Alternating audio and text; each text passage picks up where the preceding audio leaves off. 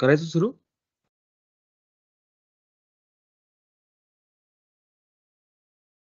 Okay.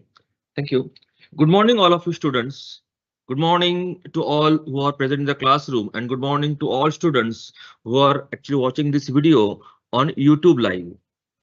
Friends, this is our lecture series we have started regarding optional subject. We are introducing different optional subjects, and in that series, this is our lecture regarding public administration as an optional subject in UPSC examination. So I welcome you on the behalf of the Unique Academy, Pune. Myself, Bhushan Patil. I'm in this field since last 16 years. I'm teaching public administration and some subjects of GS. Today, I will introduce public administration. In the previous sessions, we have already discussed advantages, okay, some cautions of public administration, how public administration will help you in GS paper, and which skill sets you shall develop while studying public administration. That we already discussed in the previous session. In the previous session, we also had topper stock regarding public administration. The student who secured very good marks, who got very good marks in public administration. So we all interacted with that student, and he also Said Hussein, he also explain us how we can prepare public administration and can get good marks. Yesterday also I met with one student, so who has already secured rank in UPSC examination, and again he is giving his examination. His optional subject is public administration. So we were thinking about how to move from 250, 60 to 280, 90 marks in public administration. So here in public administration, we know that syllabus is relatively small, but question which come on public administration, they are very dynamic. Okay, so today actually we will see syllabus first. We will discuss paper first and paper second, and after that we will see question paper if possible, so that you will have a brief idea about that subject. Okay, so today advantages, disadvantages, that we will not discuss because already we know that part. So I will share screen, and with the help of that syllabus, we will discuss different points or different topics of public administration.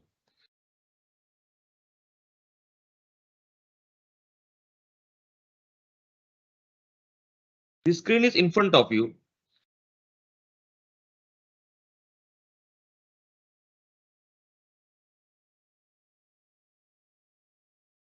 Okay, today we'll try to understand public administration syllabus. Okay, first of all, paper 1 and paper 2. So paper 1 is about theories. Paper 1 is about concepts, means concepts of public administration and some management concept. And paper 2 is about application of public administration in paper application of public administration in terms of Indian administration, means various features in Indian administration that we'll discuss in this paper. Okay, first of all, paper one is divided in two sections, section A and section B. It has total 12 topics. 1 to 6 topics are here, and 7 to 12 topics they are in section B. So first of all, we will discuss this topic 1 to 6. Okay, we'll try to understand brief meaning of each topic so that you will get an idea about public administration. First of all, public administration. Administration is nothing but management. Okay, technically there is slight difference between word administration and management, but right now we will consider both are similar, administration and management. So here public word denotes government management. Okay, management of government business means whatever policies we are formulating in government. Okay, executives formulate policy and those policies are implemented by administrative wing. Those policies are managed and implemented by administrative wing. And while implementing it, what should be the principle? What shall be the principles? What shall be the financial management, personnel management? Okay, how policies we can formulate? All these things, managerial part, we'll discuss in paper first. And when we discuss it, every subject is supported by some theories and concept given by thinkers. Similarly, in public administration also, in paper first, we will discuss some thinkers, their theories, and how they develop this subject. Okay, that we will discuss in paper first. So public administration, it is not completely new to us. In our day-to-day life also, we encounter with public administration. In day-to-day life, when we start our day, so we come on the road. The roads are constructed by public administration. Road or traffic is managed by public administration. Roads are cleaned by public administration. Different certificates are delivered to us by public administration. So all these things means whatever we see is managed by government. Okay, that is a part of public administration. So here, even though as a subject it is new for you, but public administration as an activity, it's a old thing and it is used to us. Means in day-to-day things we visit to us. Okay, sorry, we visit to it. Now you can see paper first. Here, first topic, that is introduction. First topic is introduction.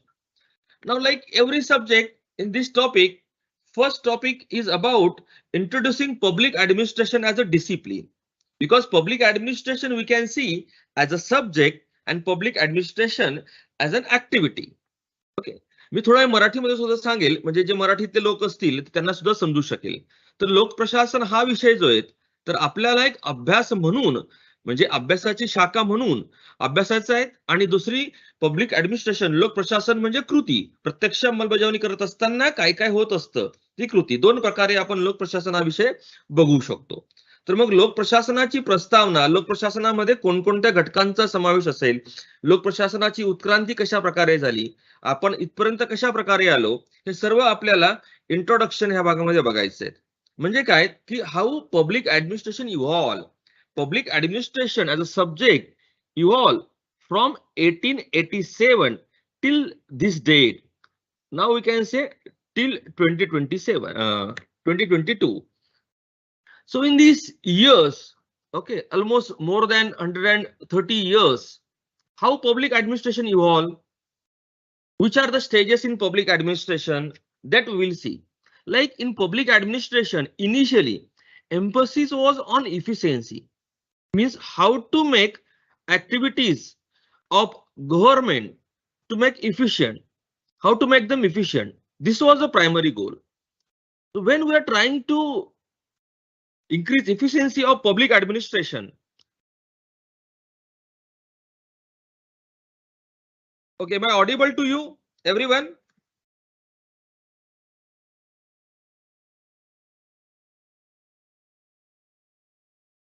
Okay. Okay, yes. So here in public administration, initially there was a classical theory. Classical theory means what? Structure of administration, structure of organization, then different functions of management. So these are discussed, these were studies. So here mechanistic approach was there initially in the evolution of public administration. That was period of 1880s to around 1920s. I will give you just broad guideline. I will not explain you here in detail. I'm just giving you an idea about this evolution of public administration. After 1920s, some thinkers thought that we are looking towards administration from mechanistic point of view. So we are thinking just there should be hierarchy in the organization. One person can be control how many employees, that is span of control. Okay, then how to delegate your authority to lower authority. What should be the line and staff? What should be the difference? So all these things were discussed, but human being was not considered in public administration because human being is a part of public administration. Human beings, emotions, value system. Okay, all this influence public administration. That's why human relation theory, human relation approach that emerged in public administration. That was in 1930s and 1940s, 50s. This human relation approach was more developed by behavioralist thinker. What is behavioralism in public administration? म्हणजे वर्तनवादी सिद्धांत, human behavior. So these behavioralist thinkers, they tried to develop science of human behavior.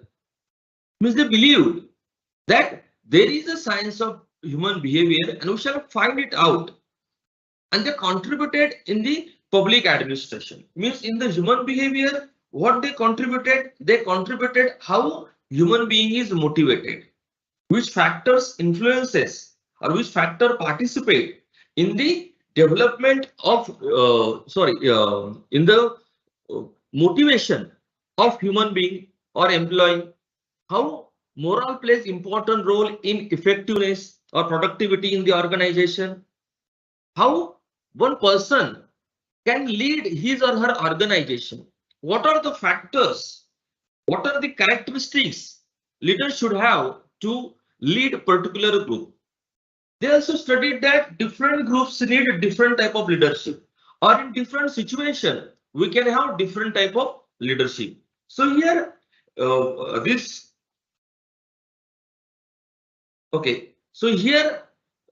different type of theories, those theories we will discuss here. Okay, so here classical approach, human relationship approach, behavioral approach, that we will study in the evolution of public administration. And after 1960s, 70s, different approaches came in public administration. Like suppose new public administration approach came in USA in 1960s, late 1960s. What is this new public administration? In the previous public administration, administration was considered as a science, and some things like values were neglected in public administration. That's why some thinkers, some activists, okay, some practitioners of public administration, they demanded that values should be included in public administration. And they coined new term, that is a new public administration. They said before 1960s, that was old public administration, which was value neutral. But as public administration serve people, we need values, and values should be included with different ways in public administration. So that was one aspect. Then there is another aspect, that is the comparative public administration. Means after 1950s and 1940s and 50s, different countries in Asia and Africa, they got independence. After getting independence, they started to develop themselves. When any country starts to develop itself, it requires public administration to implement their goals and policies which they have decided, right? So while implementing these goals and policies, you need new structures, new processes. What they did, these newly independent countries, they brought some practices and structures from developed countries into these underdeveloped countries, but they were not successful. Then after that, they started comparing public administration of these underdeveloped countries and developed countries, and through their development, which things are suitable to their countries, that they found out. So these things are called comparative public administration. And one good theory we will study in comparative public administration, that is Rick's prismatic Scala model. And after that, its extension is development administration. So here this comparative administration, development administration that we study, and after 1991, in all countries, Western and in these Eastern countries, okay, we started accepting liberalization, privatization, and globalization. This liberalization, privatization, and globalization, how it influenced public administration, which things change in the world and in India, which things change in USA, which things change in UK, that we'll study. Like what term was there? Rollback of the state. म्हणजे राज्याची माघार. राज्याची माघार म्हणजे काय? विकास करत असताना आघाडीवर आधी राज्य होतं, म्हणजे एखादी योजना राज्य बनवणार, अंमलबजावणी राज्य करणार, ओके, सर्व देखरेख जी असेल ती राज्यच करणार, त्याच्यामध्ये खाजगी क्षेत्राला कुठलाही वाव नव्हता. परंतु 1991-92 नंतर जेव्हा आपण खाजगीकरण, उदारीकरण, जातीयकरणाचा स्वीकार केला, त्यावेळेस लोकप्रशासनामध्ये कशा प्रकारे बदल होत गेले त्याचा अभ्यास आपल्याला लोकप्रशासनाचा हा जो शेवटचा टप्पा असेल त्याला आपण न्यू पब्लिक मॅनेजमेंट, नवलोक व्यवस्थापन असं म्हणतो. New public management. Again, it was a new because it was a different than the traditional public administration. And here, management word was used. Why? Because it said that some good practices from private sector we can use in public administration, and we can increase three E's, that is efficiency, economy, and effectiveness. While increasing these three E's, or to increase these three E's, efficiency, economy, and effectiveness, which practices we shall use, which changes we needed.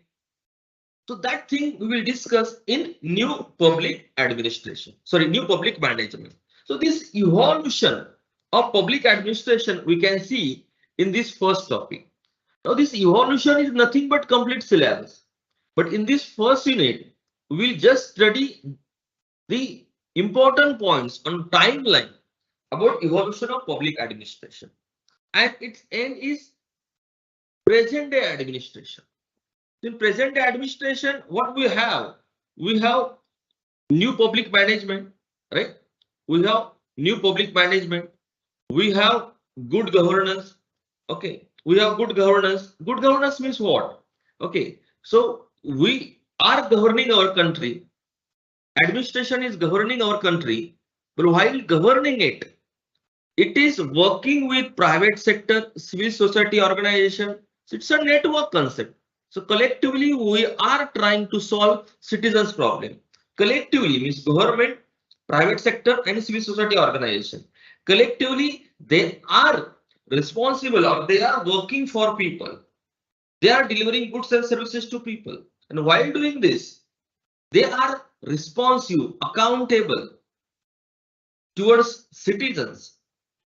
They are transparent. So these things are included in governance system, and we call it good governance. So presently we are living in the era of good governance.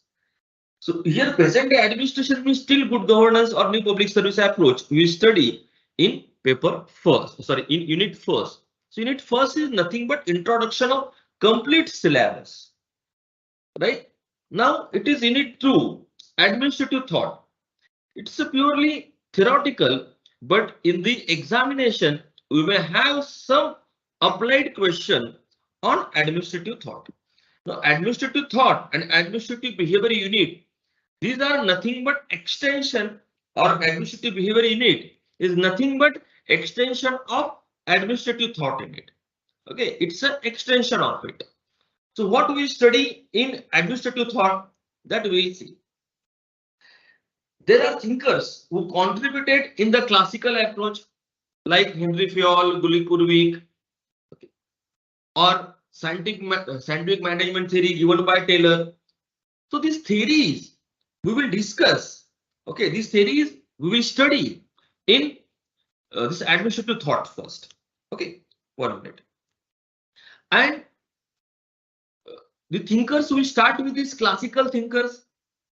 After that, human relation movement. In the introduction itself, I told you about the human relation movement. In the human relation movement, how or which thinkers contributed? Like suppose Elton Mayo. Elton Mayo contributed in the human relation movement. So which are the things added by Elton Mayo? That we will see. Okay. Then some thinkers or some theories given by Chester Bernard, Mary Parker Follett. So these thinkers contributed.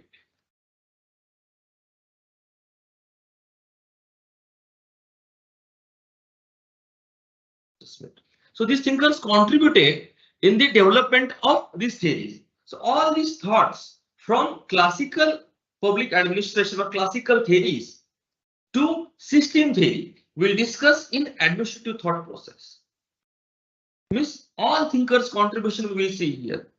Now when you will see this administrative thought in it, even though thinkers are here, you will not have a direct theoretical question in examination. You will have some practical applied question about these thinkers.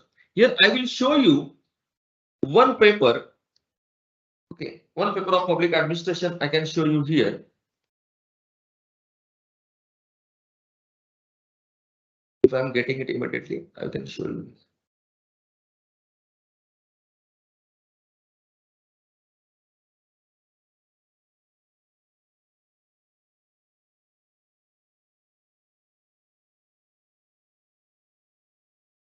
Okay, it is not here presently. Let's discuss it. Later on, I will show you some questions also if possible. how actually questions are asked in public administration on thinkers. Then next unit is administrative behavior. I already told you that administrative behavior means there can be science of human behavior. This was a belief of some thinkers, and on the basis of that, they tried to develop certain managerial theories related with human behavior. Means they tried to develop science of human behavior, tried to find out science behind human behavior. Like motivation. They thought that there is a particular way to motivate employees, motivate your subordinates, and motivation theories were given by some thinkers. Like suppose one thinker was Maslow, and that Maslow gave motivation theory on the basis of hierarchies. He said that there are certain needs which are arranged in a hierarchical manner. Like suppose basic need, he said there are physiological needs. म्हणजे शारीरिक गरजा असतात. प्रत्येकाला एक शारीरिक गरजा असतात. Then after that there are security needs. Okay, there are security needs. Okay, after that there are social needs. After that there are self-esteem needs. And last one, self-actualization need.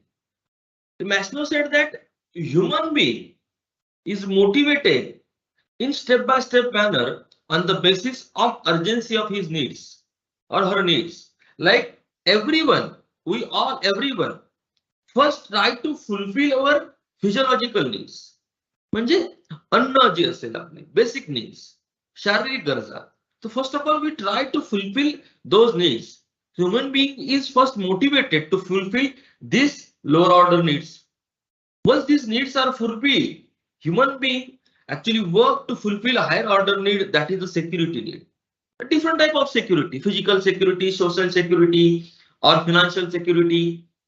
We move towards these securities. And after that, we go towards social or belongingness need. Means once our physiological needs and social needs are fulfilled, once these needs are fulfilled,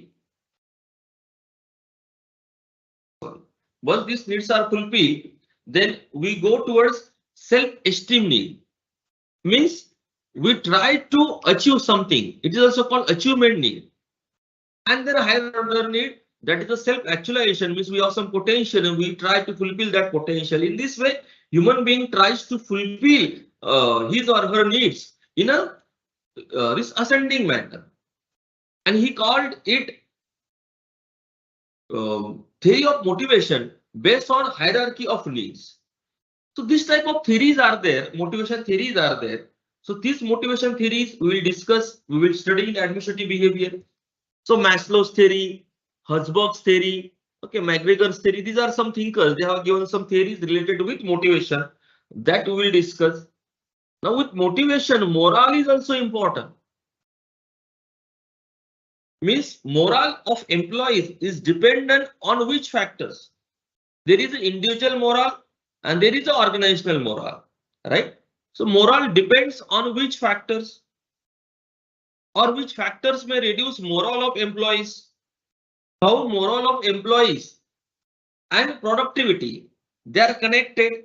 If morale is increasing, whether productivity increases, whether productivity is directly proportional to morale. So this type of discussion is there in this morale topic. So these topics are nothing but related with human behavior. Same way when we take decision. While taking decision, there are certain factual statements, certain facts, on the basis of that we take decision, and certain our preferences, value judgment, means human point is there. So certain value preferences are there and certain factual statements are there. म्हणजे आपण जो निर्णय घेतो, तो निर्णय घेत असताना आपण जे काही तथ्य असतात त्या तथ्यांच्या आधारावर निर्णय घेतो आणि त्याच्यामध्ये जी मूल्य आधार असतात, जे मूल्य असतात, म्हणजे आपला जो प्राधान्यक्रम असतो, आपल्या ज्या आवडीनिवडी असतात, तर त्याचा सुद्धा निर्णय प्रक्रियेमध्ये समावेश असतो. मग निर्णय घेत असताना ही तथ्यात्मक बाबी आणि मूल्यात्मक बाबी यांचा कसा समावेश असतो? तथ्य आणि मूल्य म्हणजे फॅक्ट आणि values. How we take decision on the basis of it. If we want to make our decision rational, then it should be based on facts, but it is not possible. Why it is not possible? So that theory is discussed in decision making theory. This theory is given by Herbert Simon, and he has given very good theory regarding decision making. You will really enjoy decision making theory. Okay, and about theories of leadership, this I already discussed. In theories of leadership, different leadership styles. We will discuss which leadership style is suitable in which situation, that we will see. Okay, so in this way we will discuss it. Then organizations. Next unit is organization. That is it is supposed to be easier unit. It is not difficult unit. Your questions are less asked in organization because it is relatively factual unit. Here we will discuss, like suppose headquarter fee relationship. Means in organization you can consider, suppose Maharashtrian administration. In Maharashtrian administration, secretariat, okay, Mantralaya, secretariat is actually headquarter, and different organization at the district level, tahsil level, these are the field level organization. म्हणजे secretariat जे सचिवालय जे असेल महाराष्ट्रातलं मुंबईतलं, ते headquarter झालं, मुख्यालय झालं. आणि जे क्षेत्रीय स्तरावरील संघटना असतील, म्हणजे तालुका स्तरावरील संघटना, जिल्हा स्तरावरील संघटना, तर ह्या दोघांचा संबंध कसा असतो? Headquarter field relationship. म्हणजे मग हेडक्वार्टर कशा प्रकारे या क्षेत्रीय संघटनांवर नियंत्रण ठेवण्याचा प्रयत्न करतं किंवा कशा प्रकारे नियंत्रण ठेवतं, किंवा क्षेत्रीय स्तरावरील संघटनांच्या या मुख्यालयाकडनं काय काय अपेक्षा असतात. To improve relationship between headquarter and field, which measures we can suggest, how we can improve it. So these things we will study in organization. Okay, and there are different types of organization. It's a theoretical thing, that's why it is less asked in the examination. Then topic 5, accountability and control. Now from here it starts public administration. Okay, unit 2, 3, 4, they are purely management oriented topics that you can say. Means in management and here both topics are same. Now we can see accountability and control. How we can look toward this subject? See, when administrator work for us, ministers means executive, they work for us. While working, whether they are delivering goods and services according to our expectations, according to rules or regulation, according to the constitutional spirit, all these things we can see, we can check. So various mechanisms are available there. Means control is a mechanism. There are different controlling tools through which we can ensure accountability of executives and administration towards legislature, towards judiciary, or accountability of administrative units towards executive. Because how legislature, executive and judiciary controls administration as such, that we will discuss. It's a साधा example द्यायचं जर म्हटलं, तुम्हाला question our माहित असणार आहे, प्रश्नोत्तराचा तास. विधिमंडळामध्ये किंवा संसदेमध्ये प्रश्नोत्तराचा तास असतो. Question hour is there in the legislature. In question hour, member of legislature asks question to minister, means to executive, and when these questions are asked, minister answers to parliament, or we can say legislature. So this answer is based on information which he or she gets from the field level organization, from the administration. Obviously, if that information is wrong or if they have not done work, then actually minister will have to give answer in the house, and after that, if that work is not up to the mark, then executives, means minister, takes action on administrative officials. So in this way, actually administrative officials accountability towards legislature and legislative accountability towards citizen is ensured. So in this way these different mechanisms are there, like judicial review is there. Means particular administrative action is out of the law, is beyond constitutional spirit, constitutional mandate. Then in judicial review, judiciary can decide whether it is correct or wrong. So these mechanisms and their advantages or some limitations, how they work complementary to each other, all these things we'll discuss in this legislative, executive and judicial control over administration. Now these are the standard mechanism of control. These are formal mechanism of control. But other than it, also there are certain informal mechanisms through which we can control administration. Like suppose media. If certain wrong thing is done in the administration, so policies are supposed not fruitful. If suppose some lacunas are there in policy formulation, or some points or section of population needs to be included as a beneficiary in the particular policy, then media or civil society organization plays their role. Media discusses these things in electronic media or certain articles you find in newspaper, and it creates awareness among citizens. It formulates citizens' opinion, either pro to policy, against to policy, anything. Means media has also important role in controlling administration, and indirectly this is also a mechanism which ensure administrative accountability towards citizen. Right? जसं आपण बऱ्याचदा news मध्ये ऐकतो, जे news channel म्हणतात की आम्ही ही news दाखवली आणि त्याचा परिणाम झाला आणि प्रशासनाने लगेच पावलं उचलली. Means impact of our news on administration. Many time they stress on this thing. म्हणजे काय की त्यांच्या न्यूजमुळे प्रशासनाचं लोकांप्रतीचं उत्तरदायित्व वाढलं. तर हे इनडायरेक्टली अशा प्रकारे सुद्धा तो रोल किंवा ती भूमिका असू शकते. आणि त्याच्यासारखंच मग हे interest group, voluntary organisation, this all are part of civil society organisation. म्हणजे एनजीओ जे असतील, प्रेशर ग्रुप जे असतील, they also work to increase the accountability of administration. So all these things will study in accountability and control. Then unit 6, that is about administrative law. Law word denotes regulations. So administration, there are powers to administrators, right? There are discretionary powers to administrators. There is relationship between administrators and citizens. How these powers, the limitation on the powers of administrators are determined. So all laws, rule, legislations related with administration that we can study, that we will study in administrative law. Means certain tribunals are there.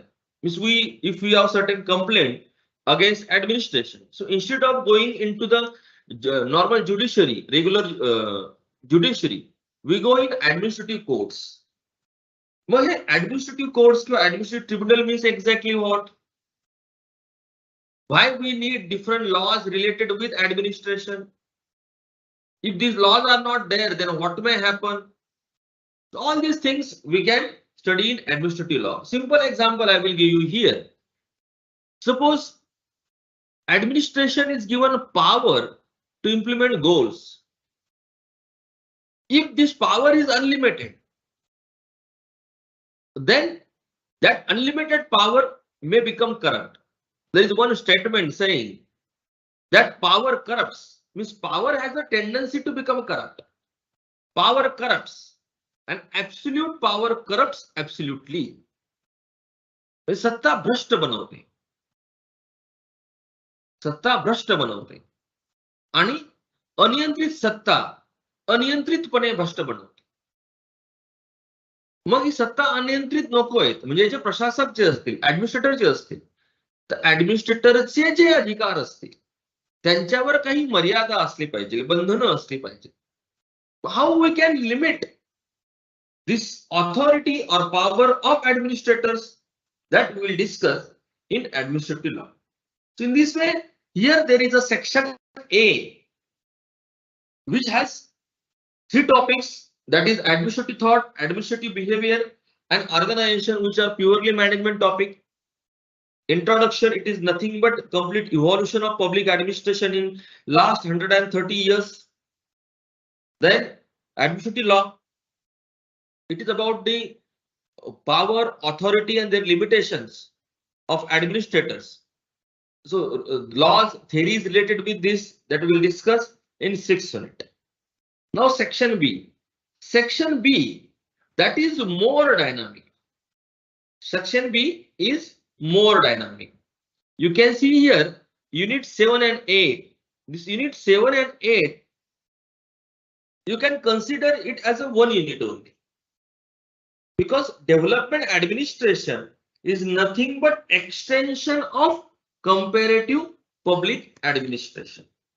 Comparative public administration म्हणजे काय की आपण मी सुरुवातीला पण तुम्हाला explain केलं की आपण दोन व्यक्तींची तुलना करतो. दोन व्यक्तींची तुलना का करतो आपण? किंवा आई वडील बऱ्याचदा तुलना करत असतात की बघ समोरचा कसा किंवा तो मुलगा मुलगी तुझे मित्र मैत्रिणी कसा चांगला अभ्यास करतात. म्हणजे काय की तुलना करत असताना समोरची व्यक्ती आपल्यापेक्षा कुठे चांगली आहे त्याच्यातनं आपल्याला काय घेता येईल किंवा आपल्यातल्या काही गोष्टी कशा चांगल्या समोरच्या व्यक्तीपेक्षा, तर तुलनेतनं ऍक्च्युली ह्या गोष्टी आपल्याला शोधायच्या असतात आणि आपल्यातल्या काही वाईट गोष्टी कमी करायच्या, दुसऱ्याच्या काही चांगल्या गोष्टी घेता आल्या तर घ्यायच्या.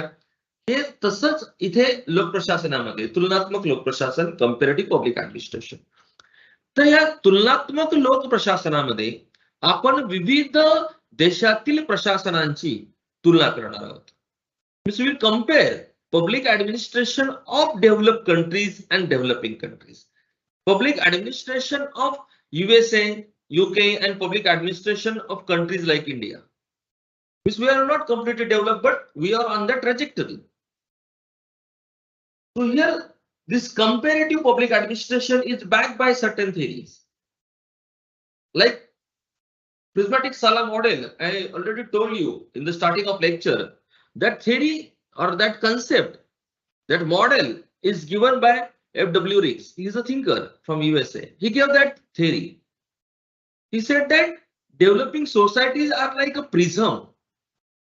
When one ray go through the prism, it is scattered.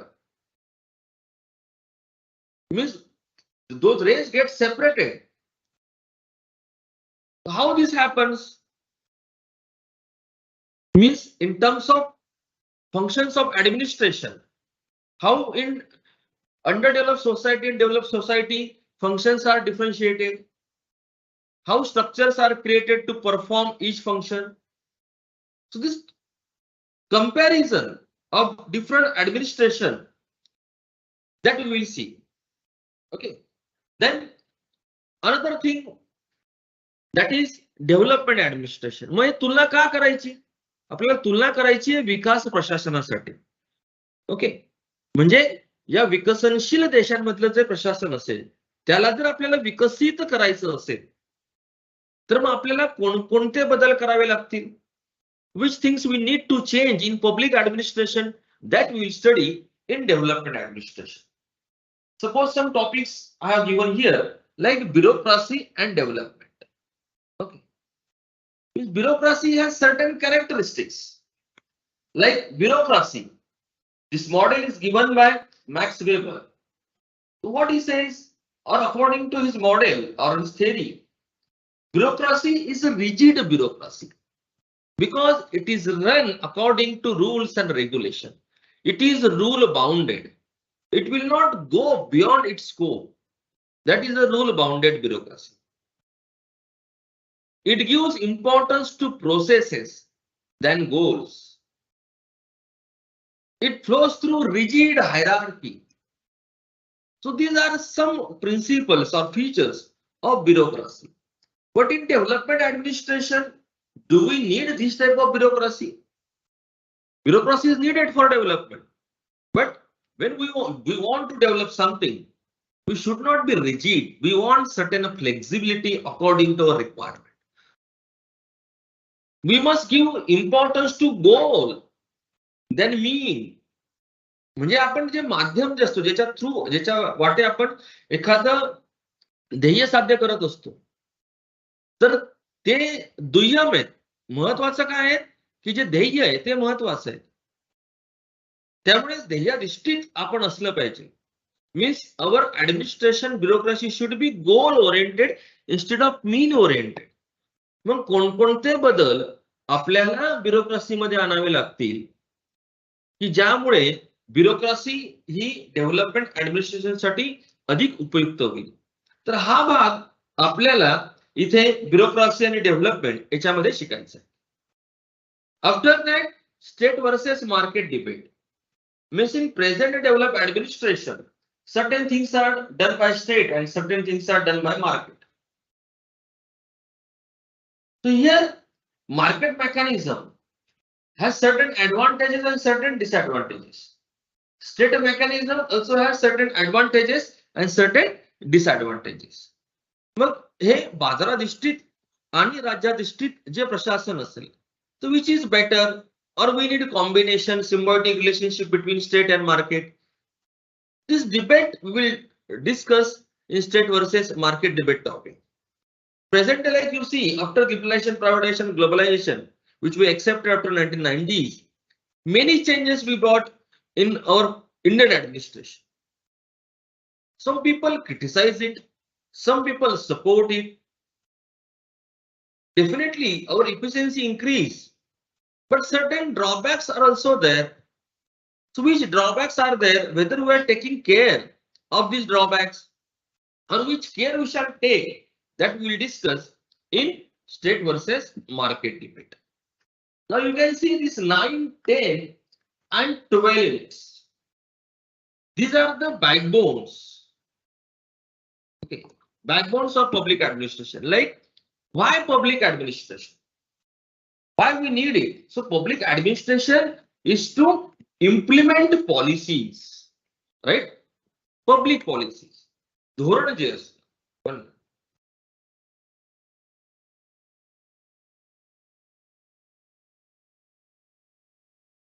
So public administration is to implement policies.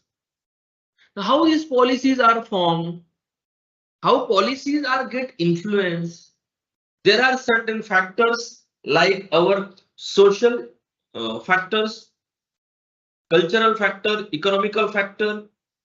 Okay, certain laws, certain international institution, international laws, regional factors. All these factors influence policy formulation. So what is that relationship? Which factor influences policy and up to what extent? How? Means how policy formulation get influenced by different factors. How policies are formulated. There are different theories or models of policy formulation. म्हणजे policy formulation करत असताना कोणकोणते models असू शकतात, कोणकोणते basis असू शकतात, that we will discuss. One simple things almost all student knows, that is the top down approach and bottom up approach of policy formulation. Top down approach means everything is decided at the top level. There is no link between top level personnel and the ground level people. But bottom up approach means information, feedback, some suggestions are taken from the ground level and they are included in the policy formulation. It's a simple thing. But there are different, like this, there are different theories of policy formulation that we'll discuss here in public policy unit. Okay. And while implementing policy, we encounter with which problems, we come across with which problems, that we will discuss in public policy unit. When we implement public policy, we need personnel, that is Karmachari Prashasan. Okay, that is called personnel administration. Karmachari Prashasan means we need administrative structures of personnel. Now in personnel administration, म्हणजे Karmachari Prashasan, there is typical syllabus. It is same in private management as well as in public administration. like recruitment. When we recruit employees in public administration, what shall be criteria? How recruitment is important for the effective implementation of policies. How whole public administration is backed by or is based on the recruitment. Recruitment is a cornerstone of public administration or cornerstone of personnel administration. असं का म्हटलं जातं? महत्वाचा दगड आहे. तो काढला तर सर्व ते कोलॅप्स होऊ शकतं. म्हणजे भरती प्रक्रिया किती महत्वाची आहे. Which are types of recruitment? Then we classify employees. Like suppose class 1, class 2, class 3, class 4 employees. The simple things we read in newspapers or we hear these things in the society. Okay. So this classification, what shall be the basis of classification of employees? Whether employees shall be classification on the basis of the rank when they are recruited or on the basis of job they are doing in the administration. This is how employees are classified. That we study. Then once these employees are recruited, while appointing them or before appointment of these employees, we need to give them training according to requirement of that job.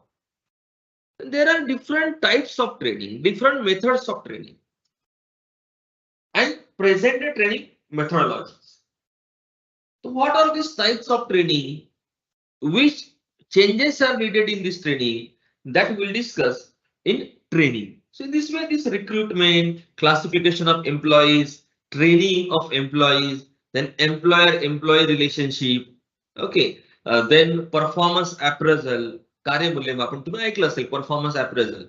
खाजगी क्षेत्रामध्ये सुद्धा performance appraisal लोकांचं असतं. तर performance appraisal म्हणजे त्यांच्या कार्याचं मूल्यमापन केल्यानंतर either they are given promotion or increment or demotion, anything. Okay. So which are the criteria? Which shall be criteria for the promotion? Which shall be criteria to increase their salary? In performance appraisal, we will study it. The different aspects of performance appraisal. In this way, these units of public policy and personnel administration will study. And all these things is, we can say, dependent on finance. Finance is the basic thing. Because you are recruiting employees, you are constructing your administrative structures. All these things need finance. In finance, then important is revenue. When you will get revenue, then only you will spend it. So revenue and expenditure, these things are managed by budget.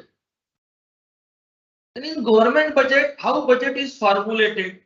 What are the different types of budget? What are the features of good budget? Or what are the principles of good budget? How budget, this process is evolving since last 100 years. Like suppose initially there was a line item budget, then different budget time came. Budget type came like performance budget, okay, target based budget. Nowadays we see gender based budget.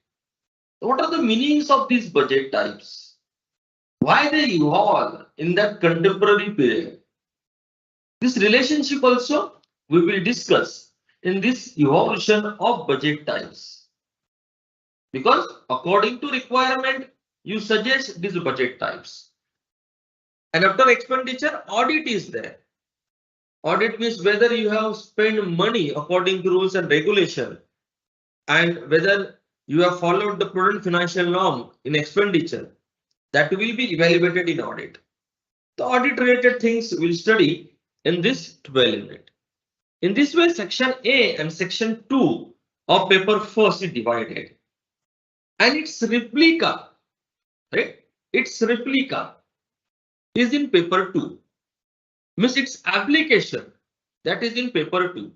Once you know paper 1, understanding paper 2 is relatively easy part. So you can see here, paper 2,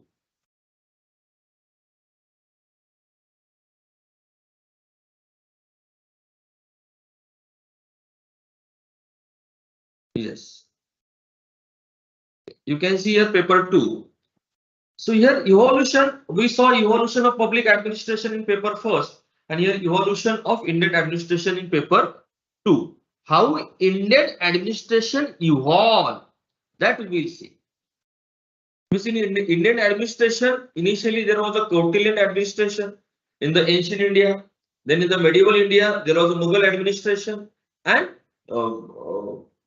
in the modern era, it started with the British administration. So which are the things, which are the features of Kautilian administration, Mughal administration, and the British administration that influence our present day administration? Which things we accepted, which things we changed? How Kautilian administration, even though it is developed in the ancient India, how it is relevant today, or how those features are relevant today also? It's not all features, but some features. So these three administration, Kautilian, Mughal, and British administration, and their features will discuss in the evolution of Indian administration. Then second point, that is philosophy and constitutional framework of government. Now here Indian polity will start. In Indian polity, we have Indian constitution. Indian constitution is based on certain philosophies. Like India is a sovereign country, but it's a democratic country, socialist country. Our country is a secular country. We have given fundamental rights to citizens. We have DPSP, which is the basis of governance of country. All these things, with our preamble, fundamental right, DPSP, all these things influences public administration. Means structures of public administration, functions of public administration, then the spirit of public administration. All these things are get influenced by philosophical and constitutional framework of government. Right? So that we will discuss. Then third, public sector undertaking. You may know government companies. You might have listened word like government companies, government corporations. Before 1990s, we had so many government companies, and they are called public sector undertaking, government enterprises. Government enterprises, public sector as a corporation companies. I will not go in detail, that is classification, means what is exactly company and corporation means. That's the theoretical part. आता त्याला आपण इतकं महत्व नाही द्यायचं, पण फक्त public sector undertaking, what was its contribution before 1990s and what is its contribution after 1990? Which policies regarding public sector undertakings we change and we are changing? Like suppose SBI, it's a public sector undertaking, government owned bank. So whether we shall privatize it or not, we have privatized certain enterprises.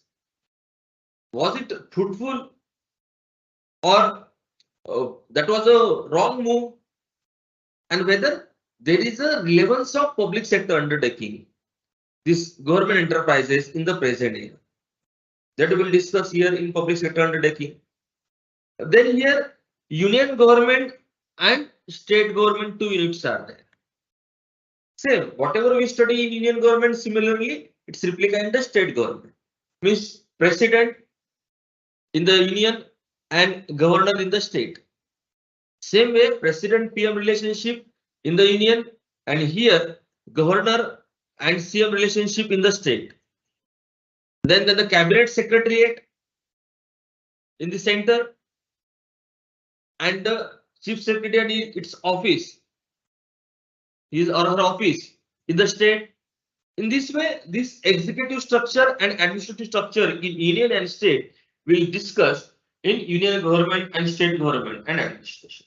This paper 2 is relatively very simple to understand. Very less time required to understand it because it is related with polity. All these things we already discussed with polity. You all study in polity paper, union government and the state government, and its extension, district administration. because everything is implemented at district level. You are all, most of the students' dream is to become a district collector or superintendent of police, right? So here we study what are the roles and functions of district collector, how role and function of district collector is changing since our independence. Means what was the role of district collector in British era and how it changed in present day. Again, district administration is divided into regulatory administration and development administration. In this regulatory administration and development administration, what are the roles of district collector? What is the importance of public participation or civil society participation in district administration? All these things we will discuss in district administration. And plan and priorities. This unit is now almost no important, but sometimes because planning commission, we have created Niti Aayog. Now there is no planning commission, no NDC. We have Niti Aayog nowadays. But already UPSC has asked question on Niti Aayog. UPSC is exhausted on Niti Aayog. That's why probability is less that question will come on this topic. And even though comes, it comes on the old part of planning. Okay, that is factual part, or not factual, but the concrete part. Its importance is reduced nowadays because we have moved towards dynamic concept of planning. Niti Aayog.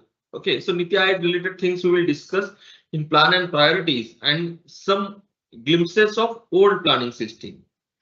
Then section B, that is this 8 to 14 units. You can see personnel administration in paper first and civil services in paper second. It's extension in paper second, application in paper second. Means all India services and their role. Then how training should be there in Indian administration. Which things we need to change in Indian administration civil servant. What is the relationship between state civil servant and central civil servant? What is the neutrality of civil servant and its importance in present day public administration? Whether civil servant shall be activists. All these things we study in civil services. Now, financial administration in paper first and financial management in paper 2. Similar. Sometimes you will be confused that whether this question is from paper first or second. Because some questions are common there. Once you are preparing financial administration of paper first, you are almost prepared for financial management of paper 2. Only thing is that here there will be touch on some examples of Indian administration or Indian financial management. So here are some reforms we study in a financial management, Indian financial management. How it is changing, present day financial management things which we have added. Okay, so this some new things and paper first the financial administration things we will combine in the financial management. And should reform name itself is suggesting that which reform happened after independence in India. Means administrative reforms. So all these reforms that we will discuss here. Now local self-government. You all know local self-government. Panchayat Raj system and municipal corporation municipalities. Urban local self-government. Means rural local self-government and urban local self-government. This rural development and urban local development. Here these units, they revolve around the 73rd Amendment Act and 74th Amendment. Which things change after 73rd Amendment Act in rural development, rural governance? Which things need to change? What is importance of district planning committee? How plans are formulated? These things we will study in the rural development unit and similarly in urban development unit. Means in urban development, municipal corporation, its role in development part. Then which things we need to change in urban governance, or what are the problems in urban governance or implementation of 74th Amendment Act. So these things we'll study in rural development and urban local development. Relatively, it is simple. only one or two topic here. They are included in new syllabus. New syllabus means when it was revised. Okay, I think in 2011-12. I don't remember exactly. But what is new localism? It came in, this concept came from UK.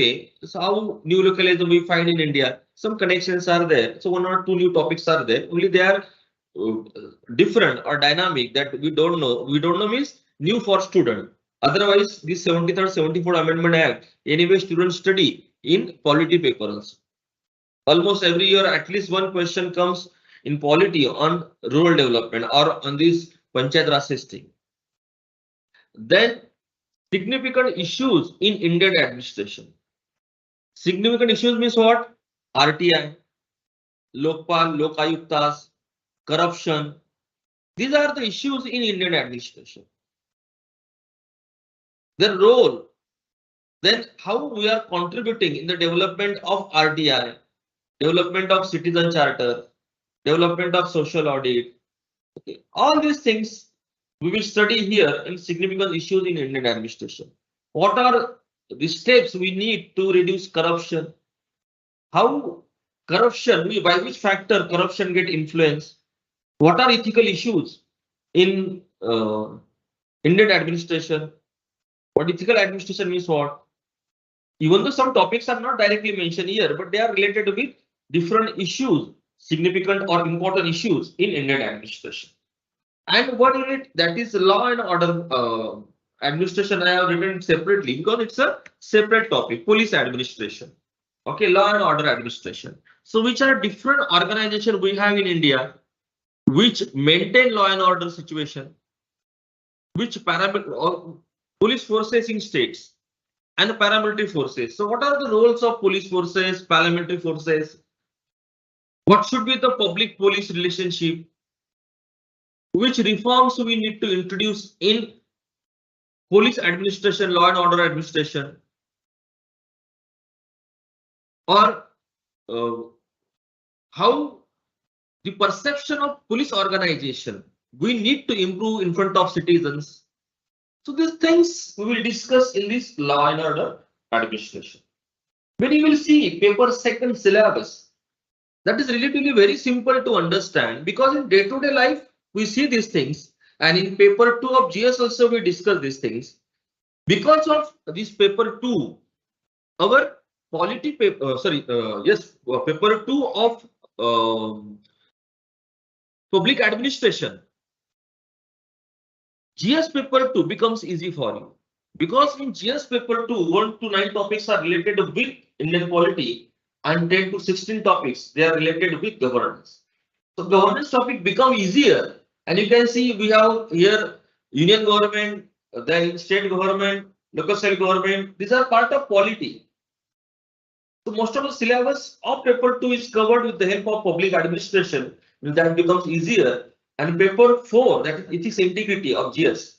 Paper 4 of GS, that is ethics and integrity paper. Public administration is the basis of that paper because we are evaluating ethics and integrity of candidate. Why? Because we want to select him or her in civil services, in public administration. So through that lenses, UPSC evaluates our ethical and moral integrity. Obviously, you can get more marks in paper 4 also if you are good in public administration or if this is your optional subject. So definitely it helps you to increase marks in paper 2 and paper 4. Okay. Only here paper 1 of public administration, that is a theoretical, conceptual. Once you understand this, we need very less time to prepare paper 2. That's why you ask many students how much time that they give to paper 2 of public administration. They will say very less. Even in just 20-30 days, you can prepare paper 2. If you know completely paper 1, what I'm saying. If you know completely paper 1 and you have studied GS2 paper, that is Indian Polity and Governance paper, then this public administration paper 2 becomes easier for you, right? So in this way, this syllabus is there. We are starting our batch from 17th of July Already some students, they attended previous sessions, previous lectures. Some students have taken their decision about taking this as an optional subject. Some still they are in confusion. If you have any confusion regarding selecting public administration as an optional subject, if you have some queries, then you can come in our academy, can talk with me, or you can talk with me on telephone number also. You can take my number from academy. Okay, and you can discuss about your queries regarding this optional subject. Till then, I wish you best of luck and have a good time. Thank you.